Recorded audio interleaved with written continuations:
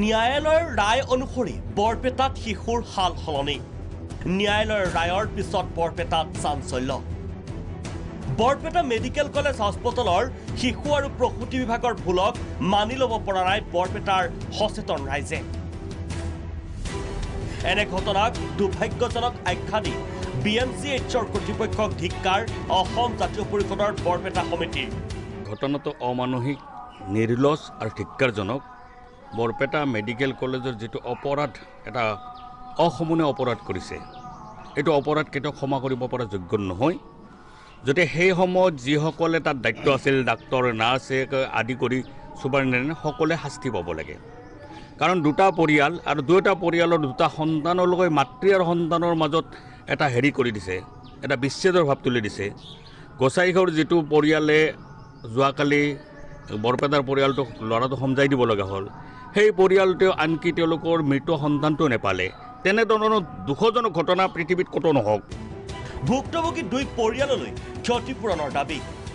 মহামান্য আদালতলৈ পুনৰ অনুৰোধ মহামান্য আদালতে এটা ন্যায় দিয়ক অসম চৰকাৰ হওক স্বাস্থ্য বিভাগক দুটা পৰিয়ালক ক্ষতিপূৰণ দিব লাগে এই কাৰণে লাগে এটা পৰিয়ালে 3 বছৰ লালন পালন কৰাৰ পিছত নিজৰ সন্তানক দিব লগা হৈছে আন এটা পৰিয়ালক আৰু আন এটা পৰিয়ালে 3 বছৰে সন্তান নোপোৱাৰ বেদনা সহ্য কৰি ন্যায়ালয়ৰ ৰায়ৰ ভিত্তিত এটা সন্তান পালে আৰু ন্যায়ালয়লৈ অহা যোৱা কৰোঁতে দুটা পৰিয়ালৰ এটা ক্ষতি হৈছে গতিকে অসম চৰকাৰ স্বাস্থ্য বিভাগে ইয়াৰ ক্ষতিপূৰণ দিব লাগিব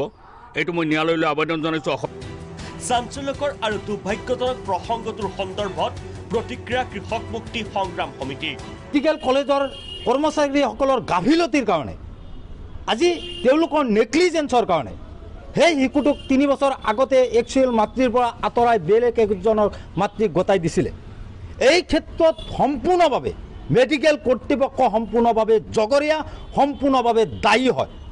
আমি স্পষ্টভাৱে কৈছোঁ আজি মেডিকেল কলেজৰ কৰ্তৃপক্ষৰ কাৰণে আজি কৰ্মচাৰীসকলৰ চিকিৎসকসকলৰ ভুলৰ কাৰণে আজি দুটা পৰিয়াল মানসিকভাৱে সম্পূৰ্ণভাৱে বিধ্বস্ত হৈছে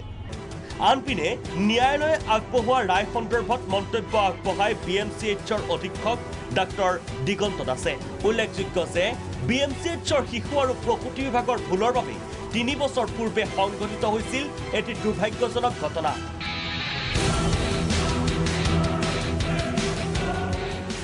আন মাতৃয়ে জন্ম দিয়া সন্তান গতাই দিছিল অইন এগৰাকীক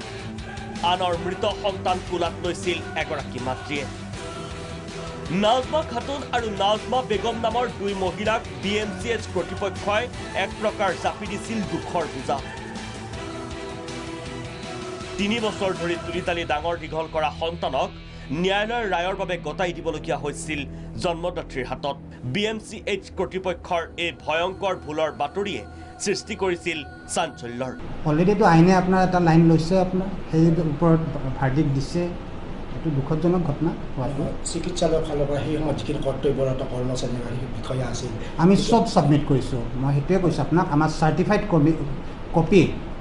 আপোনাৰ বৰ্তমানৰ HOD পেডিয়াট্ৰিক্স তেওঁ গোটেইখিনি চাৰ্টিফাইড কপি কোনটো সময়ত কেতিয়া ডিউটিত আছিলে including attendance sheet mobile number সেই সময়ত কোন দায়িত্বত আছিলে ডক্টৰে হওক নাৰ্ছে হওক যোনে আছিলে গোটেইখিনি আমাৰ সেই কেছটোৰ অনুসন্ধানত যিখিনি বিচাৰিছিল গোটেইখিনি আমাৰ চাৰ্টিফাইড কপি ছাবমিট কৰা আছে প্ৰসংগটোক লৈ প্ৰাগ নিউজত শুকুৰবাৰে সম্প্ৰচাৰ হয় বিশেষ অনুষ্ঠান সন্তানটো সম্পৰ্কত তেওঁলোকৰ কিবা জ্ঞাত নেকি যে কাৰ সেই সন্তানটো এইটো খালি চালে সব ওলাই যাব কোনে মানুহ সত্য আৰু কোনটো মানুহ মানে নহত্য এইটো সব ওলাই যাব ছাৰ তাৰ পিছতেই প্ৰসংগটোৱে জোকাৰি যায় ৰাজ্যৰ সচেতন মহলক বৰপেটাৰ পৰা দিগন্ত কলিতাৰ ৰিপৰ্ট প্ৰাগ নিউজ